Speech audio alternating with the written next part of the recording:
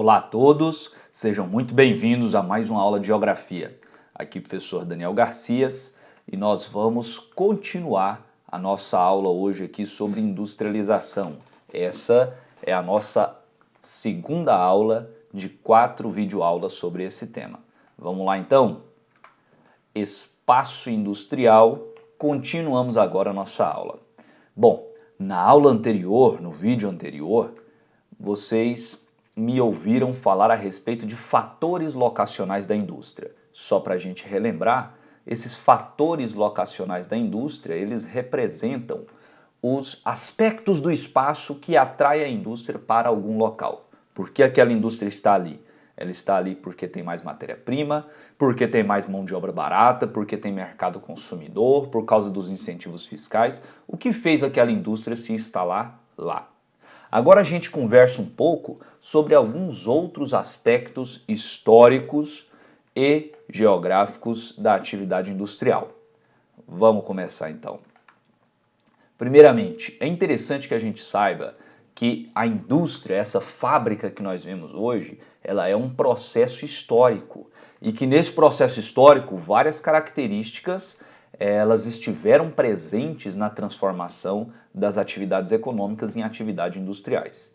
Por exemplo, o período que marca aí o século XIX, século XVIII e XIX, mais ou menos entre 1750 e 1850, é o período que nós chamamos de primeira revolução industrial. É o surgimento da atividade industrial como atividade econômica.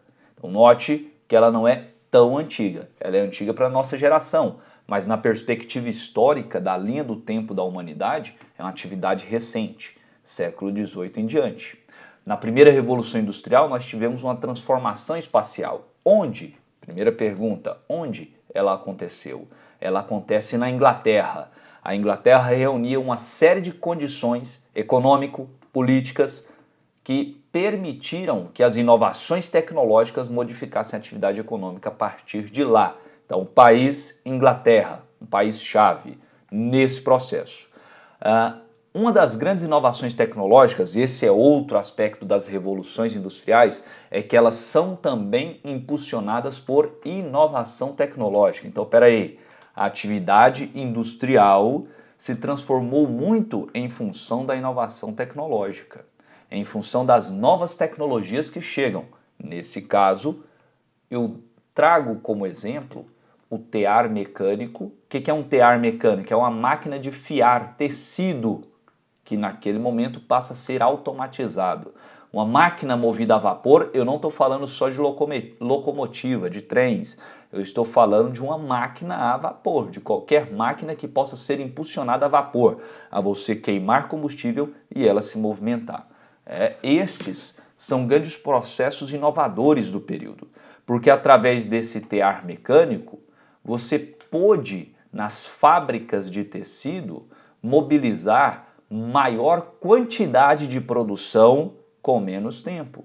E da mesma forma, a máquina a vapor permitiu que você extraísse, por exemplo, mais carvão mineral. E mais carvão mineral significava mais fonte de energia para mais máquinas a vapor para diversas funcionalidades. Então, o carvão ele se torna, naquele momento, a principal fonte energética do mundo. Então, olha só, 3 aspectos aí da Revolução Industrial. Ela acontece a partir do século XVIII na Inglaterra. Ela é movida por inovações tecnológicas como o tear mecânico, a máquina a vapor, e o carvão mineral, hein? Não é aquele carvão de fazer churrasco, não.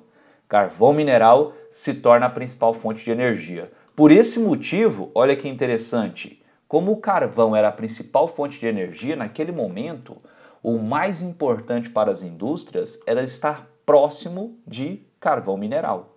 Por isso, mais uma vez, a Inglaterra se torna uma área, em suas localidades de minas de carvão, de grande presença industrial. Ali nós vamos ter a junção de 2 fatores, a existência de carvão mineral e também a proximidade com rios. Por que rios? Para escoar a mercadoria.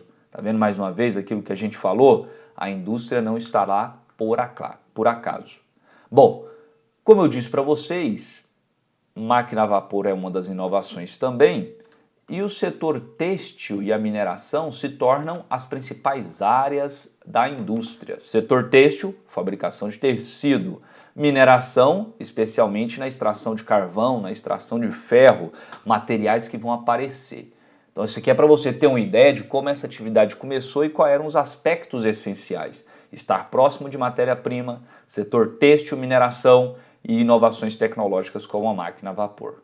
A gente segue esse fio da história para a segunda revolução industrial. Uai, peraí, o que tem de diferente entre a primeira e a segunda revolução? Primeiro período, olha, aqui já está chegando perto da nossa história.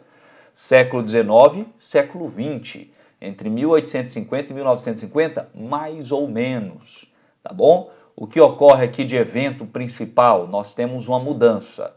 Ali na primeira revolução vocês viram que estava concentrado na Inglaterra. Agora a indústria se expande, ela começa a se desenvolver enquanto atividade em países como Europa, Estados Unidos, Japão. Então você tem uma expansão da atividade industrial. Aqui a indústria está se tornando realmente uma atividade econômica relevante. O carvão deixa de ser a principal fonte de energia e agora o petróleo passa a ser a principal fonte de energia. Essa mudança aqui é importante ressaltar. Ela permanece até hoje. O petróleo ainda é a principal fonte energética do mundo. E quando eu falo de fonte energética, eu não estou falando apenas de energia elétrica. Bom diferenciar. Nós estamos falando de fonte de energia. Quando você usa, por exemplo, gasolina no seu veículo, quando as pessoas utilizam gasolina no veículo, a gasolina ali é uma fonte de energia. Ela faz o veículo se movimentar. Tá certo? E ela provém do petróleo, portanto, parte dessa energia do petróleo é combustível veicular. Tudo bem? O petróleo, então, ainda hoje é a principal fonte de energia do mundo. Bom, aqui nós também temos uma expansão dos mercados consumidores. A indústria se expande, ela vai para a Europa, ela vai para os Estados Unidos, ela vai para a Europa, assim, se expande para outros países da Europa, né? Estava na Inglaterra, agora ela vai para a França, ela vai para a Alemanha, ela vai para a Itália, ela vai para a Ásia, né? Para o Japão, para os Estados Unidos. E junto com o crescimento da indústria, pensa comigo, a indústria agora está fabricando mais produtos. Se ela está fabricando mais produtos, eu preciso de mais mercado consumidor. Então há também a expansão de mercados consumidores, certinho? Bom, aqui algumas imagens, né, de uma indústria de automóveis, de uma fábrica de motores, né, de locomotivas, né, locomotivas, máquinas a vapor, trens, né? E o que vocês estão vendo aqui? Vocês estão vendo que na segunda revolução industrial, olha, então, entre 1850 e 1950, a maior parte da base industrial do mundo é gerada, do mundo desenvolvido, dos países mais ricos, certinho? Bom, seguindo o nosso trajeto, nós adentramos então na nossa era, entre os anos 1950 e 2000, mais ou menos, viu pessoal? Porque essa terceira revolução industrial ainda não acabou. Portanto, nós podemos até dizer que aqui, ó, ela continua ao mesmo tempo que a gente está passando por novas revoluções, tá bom? Vamos ver isso daqui? Terceira revolução industrial é um período de revolução tecnológica. E esta revolução tecnológica, preste atenção, a tecnologia de ponta ela surge especialmente nos países mais desenvolvidos. Prestou atenção? Tecnologia de ponta, ela surge especialmente em países mais desenvolvidos. Por isso eu estou colocando aqui, ó, que ela tem uma ocorrência concentrada em países desenvolvidos, certinho? Aqui nós vamos ter maior investimento em pesquisa e desenvolvimento. Começam a surgir os grandes centros de ensino, centros de pesquisa, local que tem estudante, mas que também tem empresas interessadas no conhecimento daqueles estudantes para produzir na indústria, ok? Nós vamos ter uma revolução, tanto nas comunicações quanto nos transportes. Vai surgir aí os microchips, a internet, que vai se popularizar depois dos anos 90. Hoje nós estamos aqui conversando pela internet. Essa é uma tecnologia extremamente recente.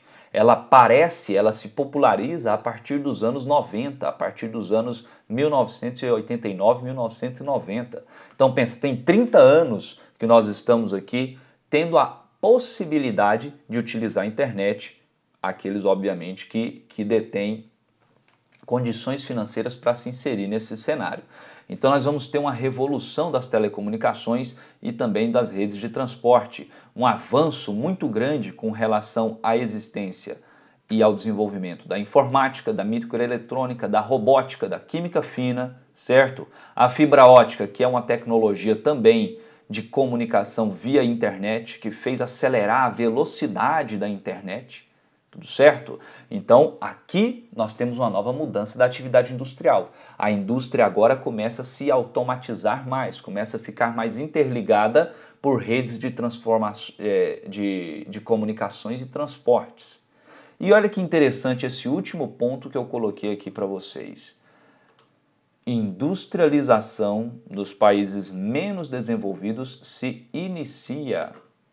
Então, note, enquanto o mundo desenvolvido já estava na terceira revolução industrial, aqueles países que eram as antigas colônias, a exemplo do Brasil, tá bom? A exemplo do Brasil, esses países estavam se iniciando ainda na atividade industrial, na industrialização. Então nós chamamos esse processo de industrialização tardia. Por que industrialização tardia? Porque ela começou atrasada em relação ao mundo desenvolvido, certo? Ela é uma industrialização que começa 200 anos depois da primeira revolução industrial. Por esse motivo, ela também é vista como uma industrialização dependente. As indústrias que esses países desenvolveram, as indústrias que eles criaram, ela acabava dependendo muito dos países desenvolvidos, daqueles países que já estavam desde o início da industrialização envolvidos no desenvolvimento tecnológico e no desenvolvimento industrial, certo? E isso vai ser muito importante para nós também entendermos um pouco da nossa dinâmica industrial e por que ela é tão diferente dos países mais desenvolvidos. A primeira resposta é: nossa industrialização começou em atraso, 200 anos de atraso. Depois disso, ela se firmou como uma industrialização muito dependente. Dependente, entre outras coisas, de investimentos externos, de empresas externas, que não são nacionais. Isso tem importância também. Nós vamos falar de outros aspectos que também estão inseridos no nosso processo industrial. Bom, então agora a gente está entrando num novo período, quarta revolução industrial. A quarta revolução industrial, nós não temos ainda definido uma data de início dela ou até onde ela vai. Nós estamos prestes a passar por esse processo à medida em que ele já está se iniciando em alguns locais. Como sempre, a partir dessas revoluções tecnológicas, elas se iniciam especialmente em países mais desenvolvidos. Então, o que é essa quarta revolução industrial? Nós estamos falando de um período em que as inovações tecnológicas estão voltadas à nanotecnologia. O que é nanotecnologia? Ela envolve desenvolvimento tecnológico a nível muito pequeno. Os transistores, os chips, os processadores, eles ficam cada vez menores e cada vez com maior capacidade de processamento. Biotecnologia avançada, tecido sintético, pele sintética, órgãos sintéticos. Peraí, pessoal, mas o que essas inovações têm a ver com a indústria? Elas afetam diretamente todas as atividades econômicas. Não afetam ainda todas as atividades econômicas em todos os lugares, mas elas estão se movimentando para isso. Quando a gente fala da automação intensa da indústria, imagine então agora, nós acabamos de mostrar aí todo um processo histórico de revolução industrial. Cada vez mais a indústria caminhou para funcionar sozinha. E agora nós temos esse processo de automação, esse processo chamado Internet das Coisas. Nós já vamos falar dele, mas aqui, Internet das Coisas é uma interação entre as próprias máquinas e as máquinas neste processo de produção, no processo de revolução industrial. Bom, e essa automação não fica presente apenas na produção industrial. Aqui vocês estão vendo um protótipo da Uber, Muitos de vocês conhecem pessoas que trabalham na Uber, que dirigem com a Uber, e a Uber tem desenvolvido um veículo autônomo, um veículo que não precisará de motorista. Então imagine toda aquela cadeia econômica que a Uber movimenta, agora será feita de forma ainda mais automatizada. Você pede pelo seu aplicativo chama um veículo, o veículo vem sozinho, te leva para algum local de maneira autônoma e você tem uma cadeia econômica automatizada. Isso é característica da quarta revolução industrial que nós estamos atravessando. Nós estamos atravessando, ela chega de maneira diferente em cada local. A gente agora tem inteligência artificial, ainda não chegamos no período do exterminador do futuro, né, dos androides tomarem conta do espaço global, mas a gente tem caminhado em direção a desenvolvimento de máquinas que conseguem, inclusive, aprender, né, o machine learning, elas vão aprendendo com o processo e vão melhorando a si próprias em sua capacidade de realização. Isso é uma coisa impressionante, é espetacular. Nós passamos agora por esse desenvolvimento tecnológico, mas toda essa conversa nossa é para tentar entender como essas atividades influenciam no nosso dia a dia, especialmente essas que estão ligadas à terceira revolução e à quarta revolução industrial. Então vamos lá. Dentro desse processo de quarta revolução industrial, a gente fala, por exemplo, da internet das coisas, né? Então, o que é a internet das coisas? A internet das coisas é a interligação entre máquina e máquina. Ela está inserida nesse processo de quarta revolução industrial? Sim. Por quê? Porque neste processo nós temos algumas características. Entre eles, uma grande velocidade com a qual a tecnologia vai sendo inovada. Então, nós estamos agora no período em que a tecnologia se inova mais rapidamente. Olhe seu smartphone, seu telefone.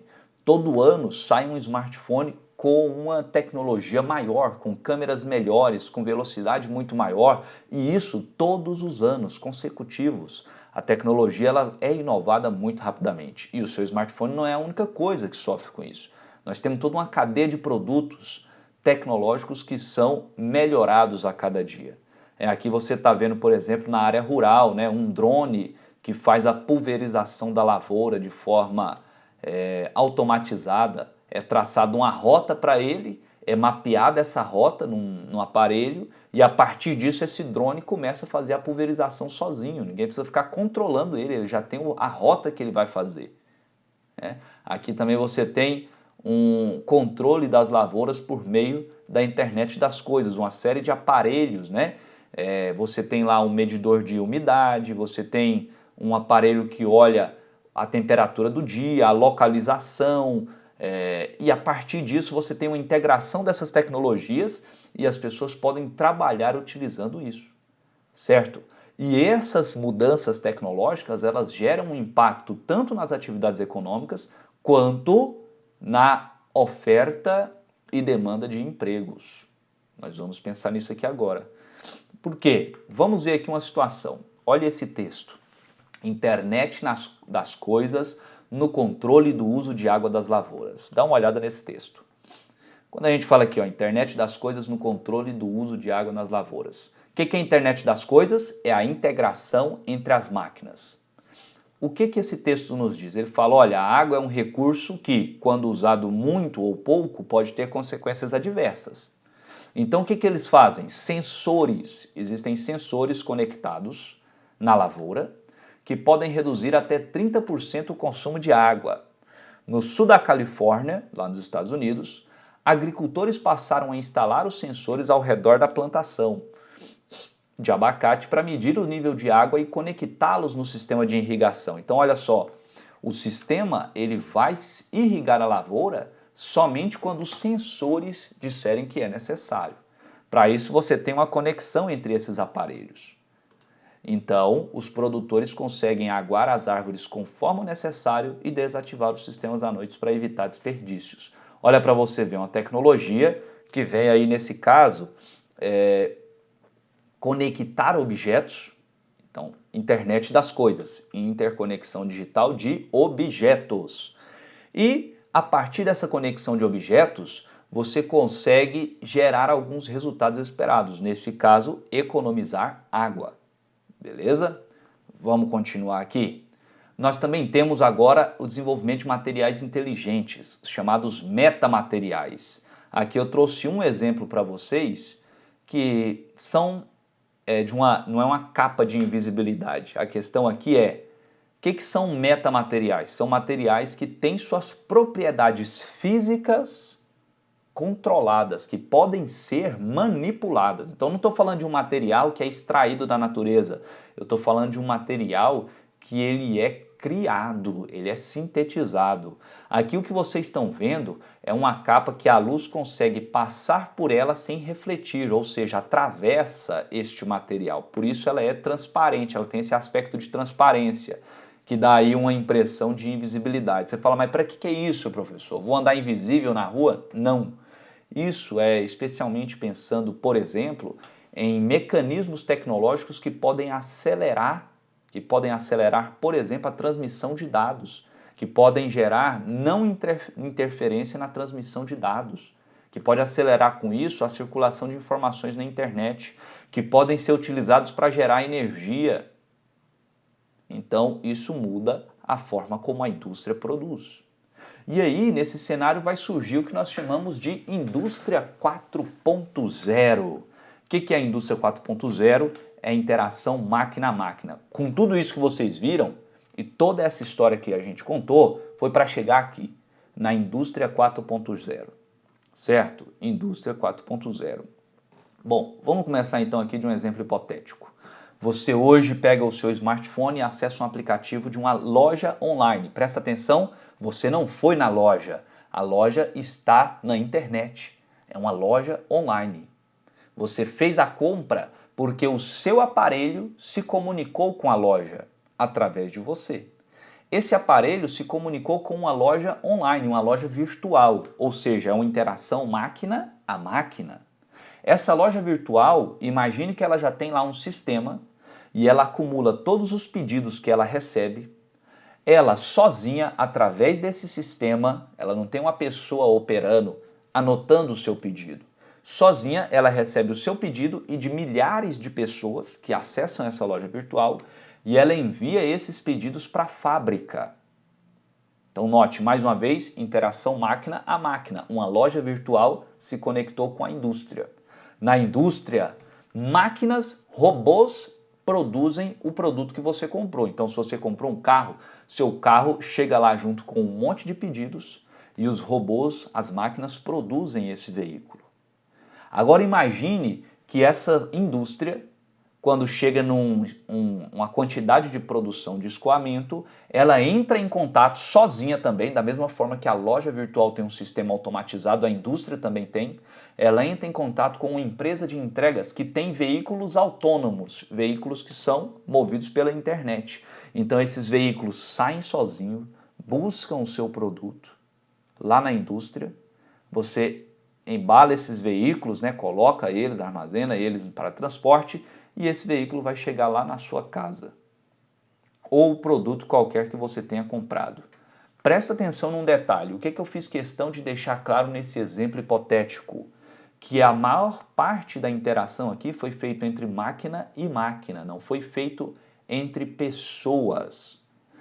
Os processos estão intensamente automatizados. Isto é característica da quarta revolução industrial que nós estamos começando a vivenciar. Por que começando?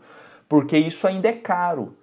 Não são todos os países que têm estes processos, não são todos os países que têm condição técnica, que têm condição tecnológica de estar inserido na indústria 4.0. Logo, para nós é muito importante saber que este processo está acontecendo, mas ainda não aconteceu em todos os países, especialmente nos países menos desenvolvidos, onde as inovações tecnológicas demoram um pouco mais a chegar. Tudo bem? Mas a questão é, neste processo todo, para onde vai o emprego? Olha essa charge aqui. Ela é uma charge que mostra satiricamente a evolução de trabalho. Então aqui no primeiro quadrinho, você tem o homem desenvolvendo e descobrindo a ferramenta. Depois ele descobrindo a eletricidade. Em terceiro lugar, você tem ele descobrindo, né, e desenvolvendo a linha de produção industrial. Olha só, uma indústria mais automatizada. E por fim, ele com a inteligência artificial. Mas nota que agora ele está aqui na rua, está pedindo um dinheirinho e a inteligência artificial, o próprio robô, está aqui fazendo uma doação, doando um dinheiro para ele. O que essa charge está querendo dizer? Que o homem foi substituído pela máquina. Ou é substituído pela máquina em diversos processos. A questão é onde? Onde vai ter substituição de mão de obra pela tecnologia?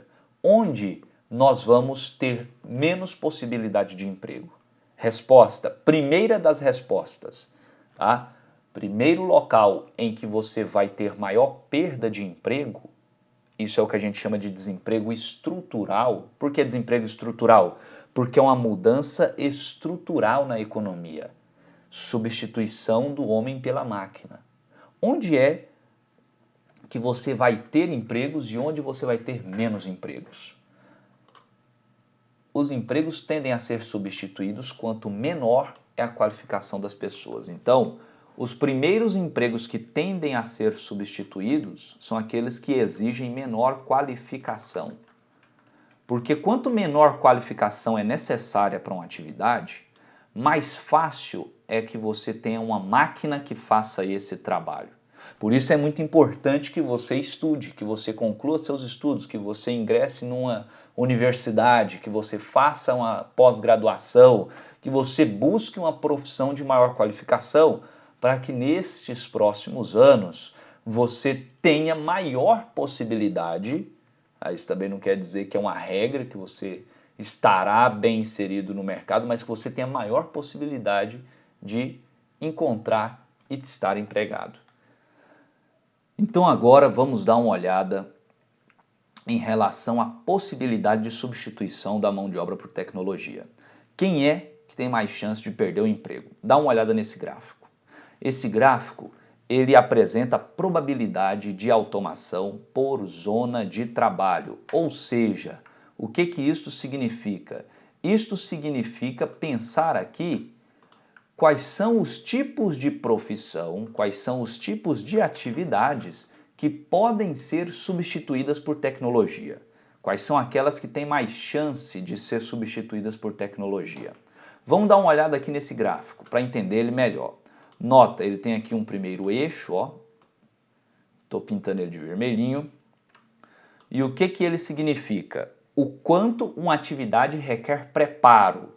Então olha aqui, ó, número 1, as atividades que estão aqui, atividades que requer pouca preparação. Número 2, alguma preparação. Número 3, nível intermediário de preparo. Número 4, considerável preparação. E número 5, alto nível de preparo. O que isso significa? Quanto mais você se aproxima dos 5 aqui, ó, mais significa que temos uma profissão que precisa de muita preparação. Precisa de estudar, fazer faculdade, pós-graduação, precisa de treinamento, precisa de pesquisa. Uma atividade que precisa de muito preparo. Quanto mais a gente está aqui próximo do 1, são profissões que precisam de pouco preparo. Você não precisa ter feito uma faculdade, né? Você pode aprender aquilo rapidamente, é um trabalho braçal, um trabalho repetitivo, certo? E aqui de 0 a 1, que eu estou colocando aqui na setinha azul, significa o quanto essa atividade pode ser substituída por uma máquina. Então, quanto mais ela está próximo de 1, mais chance ela tem de ser substituída por uma máquina. Quanto mais está próximo de 0, menos chance de ser substituída por uma máquina. Olhando esse gráfico, então, qual é a nossa conclusão? Presta atenção. Primeiro, ó, que as ocupações que requer pouca preparação, elas tendem a ser substituídas mais rapidamente por máquinas. Que ocupações são essas? As que estão aqui, ó. Tá vendo aqui que esse quadradinho está aqui, ó, perto do 1, tem grande chance de ser substituída. Que tipo de serviço é esse? Trabalhos manuais, trabalhos que sejam repetitivos, né? Eu trabalho aqui, estou pensando em algo, eu desosso frango. É um trabalho repetitivo, eu faço aquilo o dia inteiro, é o mesmo movimento. é mais fácil criar uma máquina que faça isso, que fique repetindo aquele trabalho. É um trabalho mecânico, é um trabalho repetitivo, é um trabalho que exige baixa qualificação, ele tem mais chance de ser substituído por máquina. Uai, o que é que eu faço? Onde é que os empregos têm menos chance, por enquanto, de substituição tecnológica? Ocupações que requer muita preparação, alta qualificação, formação superior, pesquisa, esses que são trabalhos complexos. Ah, eu me formei em psicologia. Olha, esse é um trabalho difícil de uma máquina realizar. É um trabalho muito complexo, muito específico, varia de pessoa para pessoa. Então é difícil que uma máquina realize esse trabalho. Mas você precisa de muita preparação para exercer essa profissão. Então elas estão aqui, ó, um grupo de profissões que tem menor chance de ser substituído por máquina. E olha que existem profissões aqui, ó, que estão com um nível de preparo intermediário que eles podem ou não ser substituídos. Então o futuro do emprego será um pouco incógnito também. Mas de fato é necessário entender que o futuro do emprego passa também por ter conhecimentos mais complexos. Que ele passa por ter uma formação mais complexa que te dê possibilidade de exercer atividades que sejam únicas ou que sejam próprias e tão complexas a ponto de uma máquina não reproduzi-la imediatamente. Tá certo? Aqui vocês estão vendo inclusive uma tabela de um livro, chama-se A Quarta Revolução Industrial, do Karl Schwab, ele que fala muito desse processo de quarta revolução, em que ele colocava profissões que têm mais chance de ser substituída e menos chance de ser substituída por máquinas. Então olha aqui, você vê aqui, ó, profissões ligadas à saúde mental, psicologia, por exemplo, coreógrafo, médicos e cirurgiões, psicólogos, gerentes de recursos humanos, analista de sistemas, que é quem opera essa tecnologia, antropólogos, arqueólogos, engenheiros, arquitetos navais, gerentes de vendas, diretores empresariais. Olhem, ou atividades de chefia, ou atividades de gerência, ou atividades complexas. E onde estavam as atividades que teriam mais chances de ser substituída por máquinas? Operador de telemarketing. Hoje é comum você telefonar e conversar com uma secretária eletrônica, uma inteligência artificial que fala, aperta 1 e eu vou te mandar para tal lugar, aperta 2 e é para tal lugar. Então, o telefonista ele pode ser substituído. Cálculos fiscais, uma calculadora faz isso sozinho. Avaliador de seguro, que hoje você tem sistemas que fazem esse cálculo todo sozinho.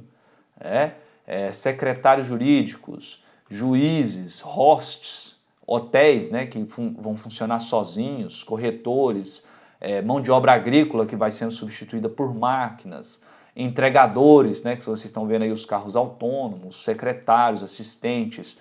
Você tem aí então uma série de profissões que passam a ser substituída por máquinas. Esta é uma questão essencial para nós porque ela envolve o motivo pelo qual nós temos que nos qualificar e melhorar nossa capacidade técnica, nossa capacidade como profissional num mercado que é cada vez mais automatizado. Nós estamos agora na quarta revolução industrial. Nem eu, nem você vai escapar disso. Tá legal? Então a gente fica por aqui hoje. Essa foi nossa segunda aula sobre indústria. A gente continua nas próximas semanas.